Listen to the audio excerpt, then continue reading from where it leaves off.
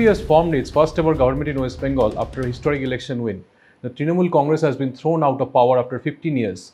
However, while everyone is talking about the new government and a devastated Mamata Banerjee, I want to talk about a party that most people are ignoring, the Indian National Congress.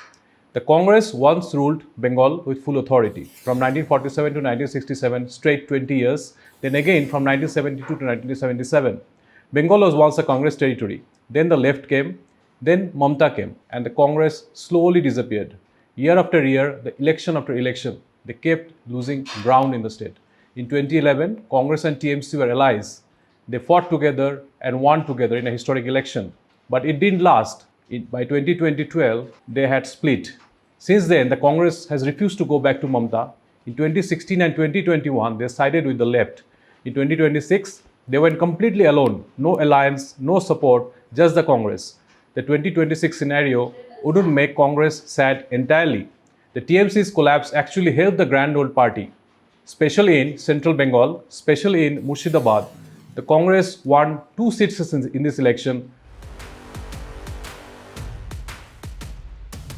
Farakka and Raninagar, both in Murshidabad.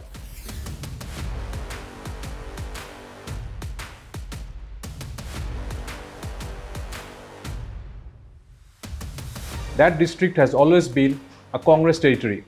Yes, they lost some big names in this election. Adhir Ranjan Chaudhary lost in Baharampur, Murshidabad. Mausam Benazir Noor lost in Malatipur, Malda. But the party's 2 wins remain significant.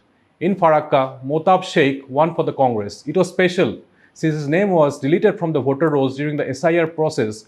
A tribunal restored his name later and then he won.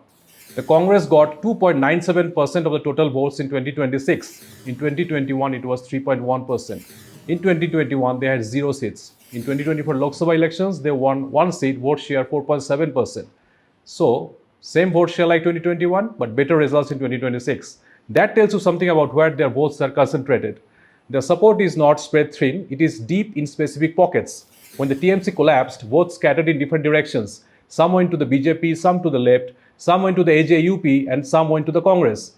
In minority-dominated areas, the Congress made a real dent. Look at Baharampur. Adhir Ranjan Chaudhary finished second, behind the BJP, but the TMC came third in that seat. The ruling party came third in its own stronghold. So the Congress also gained from the anti-incumbency in some way. In Beldanga, another Murshidabad constituency, the Muslims make up the majority of the electorate. The Congress's vote share there went up by over 4% compared to 2021. The TMC's vote share fell from 55% to only 26%.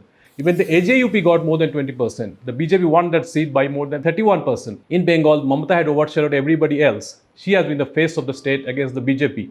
Congress had no one to match her. But now the Mamata is out of power, her party is in shock. The future of TMC looks uncertain. The BJP has won. They have never governed the state.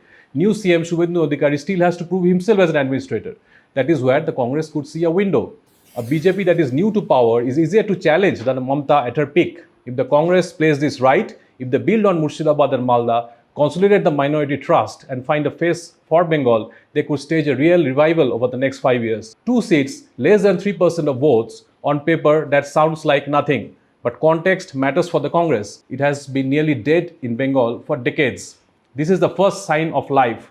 Small, quiet, localized, but real. By reviving an old bastion with a favorable demography, it could build on the gains elsewhere in Bengal. The party's next target will be 2029 Lok Sabha elections.